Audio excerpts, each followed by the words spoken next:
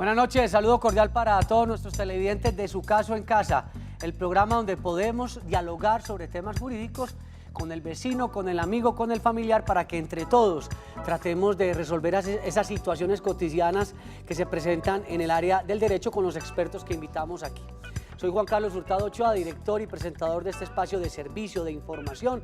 Gracias por estar con nosotros. El rating de Teleantioquia muy alto, sobre todo en esta franja, y eso nos hace sentir muy satisfechos porque sabemos entonces que el trabajo que estamos haciendo está logrando la satisfacción de nuestros televidentes, ustedes que son la razón de ser de este programa. Los invitamos para que vean siempre los programas a través del canal de YouTube, Teleantioquia, Su Caso en Casa. Allí están los programas que hemos emitido para que puedan repasar algunos aspectos o inquietudes que quedaron. A veces nos escriben correos y nos preguntan sobre temas que ya están en los programas del canal de YouTube. Entonces revisen esos programas, ahí están los titulares y pueden entonces refrescar conocimientos. El título de hoy es bien bueno. El programa se trata sobre tengo muchas deudas, ¿qué debo hacer? Y por eso vamos a hablar hoy sobre insolvencia económica, algunos tips sobre las deudas, y está con nosotros la doctora Beatriz Arango Nieto. Ella es abogada especialista en insolvencia económica. Doctora Beatriz, buenas noches, gracias por estar con nosotros nuevamente. Muchísimas gracias por la invitación, es un placer acompañarlos en esta noche. Bueno, cuando preguntamos tengo muchas deudas, ¿qué debo hacer? Empecemos por algunos tips que tenemos que tener en cuenta a la hora de tratar de negociar con nuestros acreedores. Claro que sí, lo primero que tenemos que saber es a quién le debemos y cuáles son los montos. Esos montos no es solamente la obligación total que los acreedores, bancos, entidades financieras o las personas nos indican. Esos montos son valor de capital, intereses corrientes, intereses moratorios y otros gastos. Es decir, tener discriminadas las obligaciones de la totalidad de lo que estamos adeudándole a estas personas. Ese es un primer paso. El segundo paso es saber si soy comerciante o no soy comerciante. ¿Quién será entonces en este caso no comerciante? Aquella persona que no se dedique a actividades de comercio en su día a día y que no tenga registro ante la Cámara de Comercio. Y adicional a eso, aquella persona que ya esté en mora mínimo 3 meses, podemos decir que es una persona que se encuentra en este momento con dificultades económicas y que podemos entrar a analizar el tema de la negociación de deudas. Supongamos, seguramente los televidentes se estarán preguntando, y bueno, ¿y cómo es la insolvencia económica? ¿Cómo me puedo acoger a ella? Lo primero, y usted lo ha dicho en programas anteriores, la persona debe tener deudas con distintos acreedores, no puede ser con el mismo, no, que es que yo le debo al banco X 3 créditos distintos, ahí no aplica la insolvencia. Para este tema es importante saber que tener deudas para el proceso de insolvencia económica requiere mínimo 2 acreedores. Cuando hablamos de acreedores nos referimos a acreedores diferentes, no a deudas distintas con un mismo acreedor, mínimo 2 acreedores.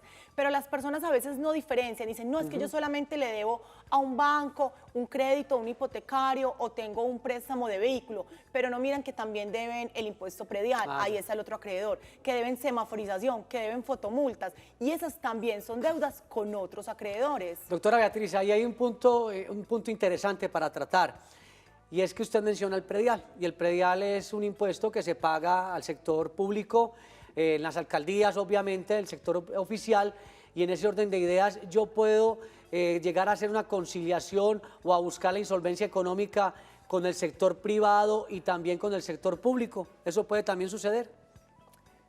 Claro que sí. ¿Qué tengo que tener presente en este caso? Y es la prelación de créditos. ¿Qué es una prelación de créditos? Son los grados en los cuales se encuentran los acreedores. Entonces encontramos los distintos grados, primer grado, segundo grado, que son las clases de acreencias.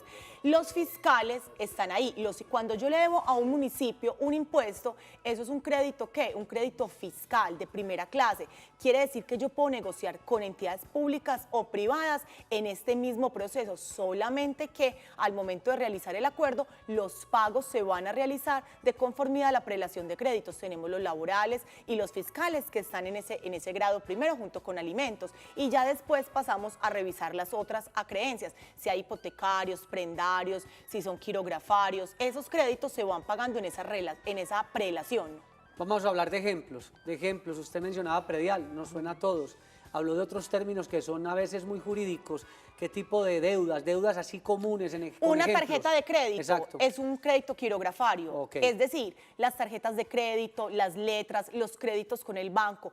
cualquier deuda con una entidad financiera, mientras no estén respaldadas en una prenda o en una hipoteca, están en el 5º grado, son quirografarios. Todos esos siempre se pagarán igual y estarán por encima de esos las hipotecas, los prendarios y los fiscales laborales y alimentos. En el tema, por ejemplo, de deudas con impuestos, ¿cómo se maneja eso? También con el sector oficial puede haber una insolvencia. Claro que sí, se cita a todos los acreedores, independiente de quién sea, si es público o privado, si usted debe los servicios públicos, además que le debe a EPM, le debe a UNE, que es una empresa pues en este caso mixta, si le debe a la DIAN, si le debe al municipio, todos ellos, al igual que las entidades financieras o las personas naturales, son citadas y en esa misma reunión nos sentamos a conversar y a negociar con ellos. Y es una negociación muy distinta a la que la persona hace de manera directa. ¿Por qué es diferente? Porque en esta lo primero que hacemos es que congelamos los intereses quedan quietos a partir de esa primera reunión o audiencia de negociación de deudas,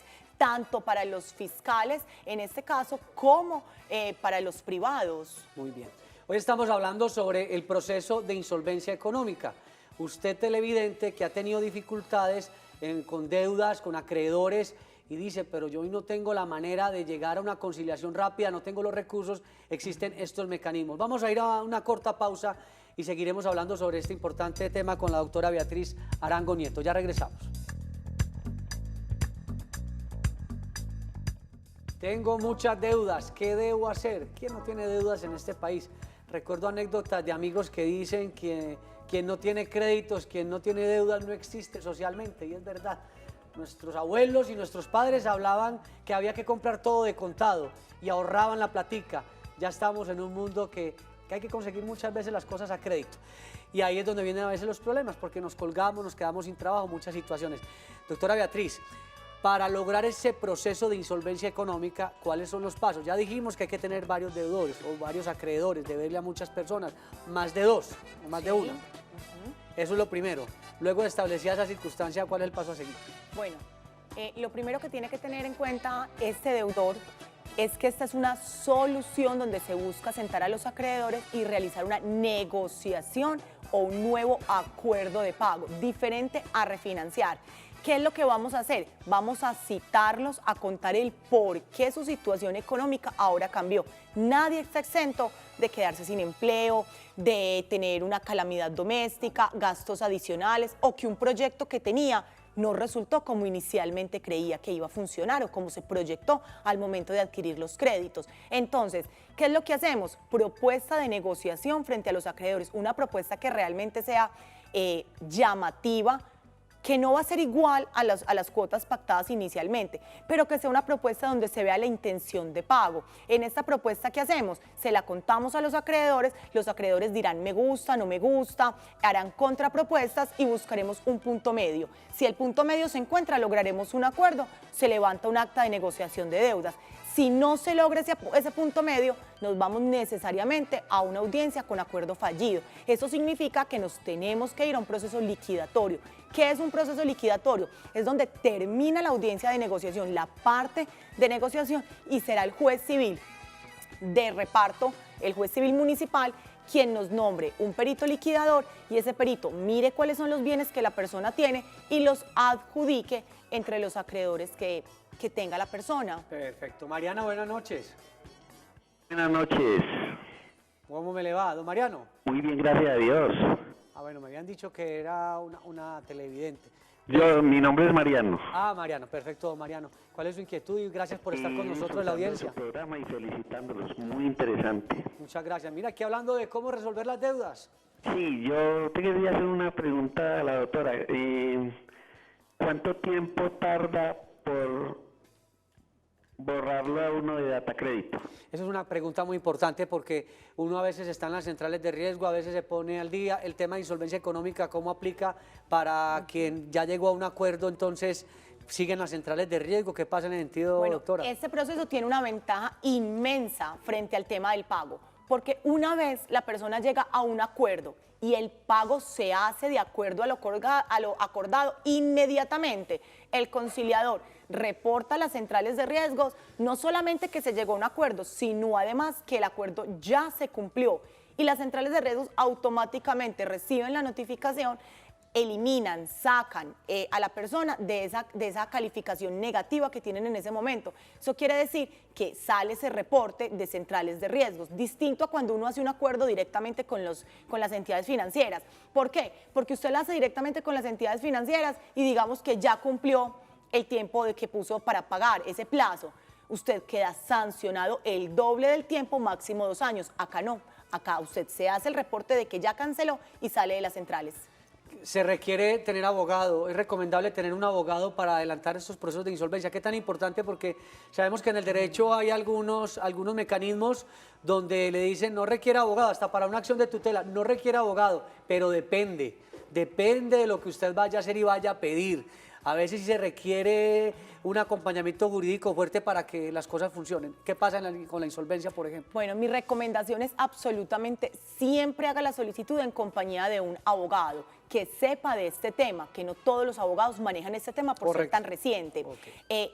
La ley no obliga a las personas a tener apoderado para este proceso, pero ¿qué me ha mostrado la experiencia? Que realmente sí se requiere. ¿Por qué sí se requiere? Porque al momento de entrar a negociar, las personas no saben ni qué pedir, ni cómo pedirlo, no conocen las excepciones que trae la ley, no sabe que, por ejemplo, la ley le dice a usted que el plazo máximo es de 5 años para la negociación, pero le da unas salvedades, pero podrá excederlo en estos y en estos casos, que eso ¿quién lo sabe? El abogado que lo está acompañando. Entonces el abogado en el transcurso de la audiencia va a poder, al ver lo que está sucediendo, dar esos tips de vea, sí, así es, pero la norma me trae esta excepción, me trae esta otra. ¿En qué no puede ser? Exactamente, o muchas veces las entidades financieras dicen, no, es que eso no se puede, y realmente sí se puede, lo que pasa es que tienen que tener un quórum, una votación determinada, y eso no se lo van a decir si no va en compañía de un apoderado. Camila, buenas noches. Buenas noches. Gracias por llamarnos, su inquietud. Mira, a mí me gustaría preguntarle a la doctora que es más fácil negociar, si con el abogado del banco o con un juez. El abogado me dice que él me puso una demanda ante el juzgado. Entonces, ¿qué es mejor? ¿Negociar propiamente con el banco, con los abogados del banco, o ir al juzgado? Bueno, mira, yo soy trabajadora y prestadora de servicios, entonces trabajo 6 meses sí y 6 meses no. Entonces, mi miedo es que yo puedo ir a hacerla, pues, concretar en que voy a pagar durante esos 6 meses. Y en otros 6 meses no. Pero después de los otros 6 meses llego al incumplimiento de la deuda. Entonces, no sé qué hacer porque el abogado que hace sino llamarme, la tiene me dice seca. Pues que vaya al juzgado, pero, o que negocie con el banco. Bueno, doña Camila, muchas gracias. Aquí voy a dar una opinión ciudadana. Aquí somos la voz de los ciudadanos también. Eso es un tremendo problema, porque está, si no es del banco, entonces es la casa de cobro que ya está pensando en la tasa de interés más alta. Y lo secan a uno, y perdonen la expresión, porque hay que hablar también como hablamos coloquialmente para estos casos. Entonces pregunta a la señora, ¿qué hago? ¿Trato de negociar con esa casa de cobro que es complicado o me voy por la insolvencia que puede ser que menos intereses? ¿Cuáles son los beneficios entre ambos caminos? Bueno, hay que hacerle claridad también a la señora. Ella me dice, ¿hago la negociación con el abogado del banco directamente o en el tema del juzgado? Exacto. Cuando ya estamos en proceso judicial ya no hay negociación. Ya se parece que hay un proceso jurídico adelantado. adelantado. Explicarle que ya no hay negociación, ya es un proceso seguramente ejecutivo, donde lo que van a hacer es embargarle los activos que la persona tenga. Ahí ya no hay etapa de negociación, todo lo contrario. Adicional le va a tocar pagar las costas del proceso, que son entonces el abogado y lo que genere el proceso. O sea que además va a tener un gasto adicional. Ahí no hay negociación que hacer. Con los abogados del banco directamente, a ellos se les olvida que usted tiene otras obligaciones con otras entidades o que tiene unos gastos básicos que tiene que tener en cuenta. Entonces, cuando uno entra a negociar directamente con el banco, básicamente lo que están haciendo es refinanciando su deuda. Al refinanciar su deuda, están cogiendo todos los intereses, se los están volviendo capital. Y le está quedando entonces un capital mucho más grande, con unas cuotas más grandes o con un tiempo más largo, con unos intereses que si usted multiplica esas fechas, esa cantidad de meses por esos valores, pues lo que usted le prestaron ahora está multiplicado. ¿Cuál es mi recomendación en caso de que usted llegue a cumplir con los requisitos de insolvencia? Es mucho más fácil sentarse a negociar con todos. ¿Por qué? Porque acá le decimos, vea, es que la señora tiene estos gastos mensuales que no puede dejar de cubrirlos porque tiene que vivir, tiene que comer, tiene que pagar el arriendo, tiene un mínimo vital, me queda tanto. Con ese tanto entro a negociar con todos, independiente si es la mitad de la cuota que tenía pactada antes con los bancos. Usted le está asegurando a ellos que les va a pagar, solamente que ahora les va a pagar de una manera diferente. Y en las negociaciones que usted hace directamente con los bancos, en ningún momento le congelan intereses. Y realmente lo que a la gente le perjudica son los intereses, porque el capital usted lo piensa y lo puede pagar, pero usted no cuenta con que en la cuota que usted está dando va un seguro, ya van los honorarios de un abogado, están los intereses y realmente a capital el porcentaje que se va es mínimo. Sí, es una situación para analizar, porque cuando ya el tema va a un cobro jurídico o prejurídico, ya hay un tema de intereses que es bien complicado. Don Carlos de Teneiva, buenas noches. Buenas noches. ¿Cómo me le va? Bien, será, muchas gracias, doctor. Muy bien, gracias. Aquí hablando de deudas, de cómo resolverlas. Sí, señora, es que yo tengo una inquietud y le quiero preguntar a la doctora. Sí. Yo tenía unas deudas con diferentes, por ejemplo, con la... Ayúdeme ahí, Elena. No necesita decir los nombres. Bueno, como unas 4 o 5 deudas. Correcto. Entonces, con... Entidades bancarias. Yo pagaba, no, pues a los almacenes como al Citibank, al Citibank y como te trabaja Claudia, ¿cómo es? Bueno, de todas maneras yo no podía cumplir y tenía la última cuota que era la de On Center. Entonces en On Center me quitaron la tarjeta. Entonces me quitaron la tarjeta y entonces ahora yo estoy en Data Crédito. Hace más de un año yo pagué y yo voy a hacer un préstamo a una cooperativa y me dicen, mire señor, usted no puede porque usted está en Data Crédito. Muchas gracias, don Carlos. El castigo en centrales de riesgo, eso ha variado mucho. Generalmente lo que tenemos que tener presente es que la sanción es el doble del tiempo después de la mora, después de realizar el pago. Muchas personas dicen, es que me tiene hace tantos años en centrales de riesgos reportado. Sí, pero si no ha pagado, va a seguir reportado y nunca va a empezar a contarle el tiempo. Si pagó, ¿en qué momento comienza a contar ese tiempo y qué quiere decir el doble? El doble significa que si usted estuvo en mora 3 meses, pues entonces va a pagar y va a estar reportado 6 meses más, siempre y cuando este periodo no exceda 2 años. El reporte máximo en este caso sería 2 años una vez cancelada la totalidad de la obligación, excepto en el proceso de insolvencia de persona natural no comerciante, que no tenemos esa sanción. Esa es una de las ventajas. Vamos con Adriana desde Robledo, buenas noches. Muy buenas noches, habla con Adriana María Durango, doctora. Mi pregunta es, yo hace 5 años trabajaba en una aerolínea de Antioquia. Resulta que hice un préstamo en Banco de Bogotá y mi liquidación, no me dieron liquidación, sino que se fue al Banco de Bogotá.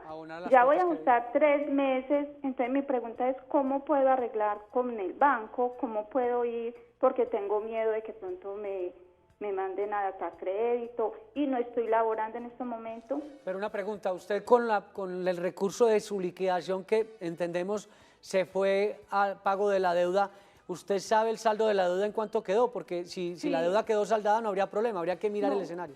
No, cuando me dieron el saldo me quedó en 16 millones. Entonces, la pregunta suya es ¿qué debe hacer? Sí. Bueno, hay que tener en cuenta varios factores, y si es la única deuda, usted lo que puede hacer es que puede negociar directamente con la entidad financiera, pero si tiene varias deudas, lo que debe hacer es citarlos a todos a través de un proceso de insolvencia, siempre y cuando cumpla los requisitos de no ser comerciante. Pareciera que no lo es porque me dijo que es empleada, y adicional a eso que tenga mora con mínimo 2 acreedores superiores a 3 meses. En ese caso, lo más recomendable es irse a proceso de insolvencia, porque los sentaríamos a todos y le explicaríamos su situación actual, y en caso de no pago nos iríamos a un proceso o de dación en pago o un proceso liquidatorio. Bueno, vamos doctora Beatriz, vamos con algunos aspectos importantes para tener en cuenta sobre la insolvencia económica, que es un proceso interesante para quienes tenemos deudas y no tenemos, digamos, esa capacidad urgente económica para pagar. Vamos a tener estos detalles en cuenta. El proceso de insolvencia es una gran ayuda para quienes desean estabilizar su situación financiera y poder realizar sus pagos en un periodo sin intereses y acorde a su nueva situación económica, generando la opción de condonar intereses y rebajar capital.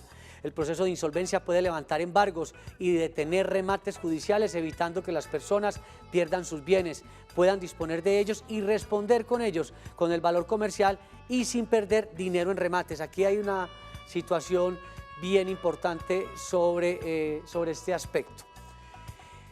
Ya dijimos entonces que el proceso de insolvencia es una gran ayuda para quienes desean establecer su situación financiera. Continuemos entonces, doctora Beatriz. ¿Qué otros requisitos tenemos que tener los televidentes a la hora de establecer si podemos ser unos candidatos o no para acudir a ese proceso de insolvencia? Bueno, deben ser transparentes en la información que reportan. ¿Qué significa transparentes? No podemos dejar por fuera ningún acreedor en el proceso. Dejar por fuera significa que yo debo reportar tanto a las deudas que tengo al día como las deudas que tengo en mora. Absolutamente todas las deudas se deben reportar. Y se debe reportar también la cantidad de bienes e ingresos que tengo, porque la información sobre la mesa al momento de negociación debe ser lo más real posible de acuerdo a la situación actual de la persona. Y frente al tema que decías de los puntos claves, es muy importante que este es el único proceso en Colombia que detiene un remate de un bien. Usted tiene embargada su casa, tiene embargada su finca, se vaya para remate, lo va a perder y este proceso lo detiene. Detiene también el embargo de los salarios, para las libranzas, para poner a sus acreedores en la misma situación económica. Bueno, vamos, don Antonio Nitagüí, rápidamente su pregunta porque se nos acaba el tiempo. Muchas gracias. Nosotros teníamos una empresa en el 2008 con mi esposa. Ella firmó unos pagarés de la compañía y todo eso. La empresa se fue a pique, pues nos quebramos y todo eso.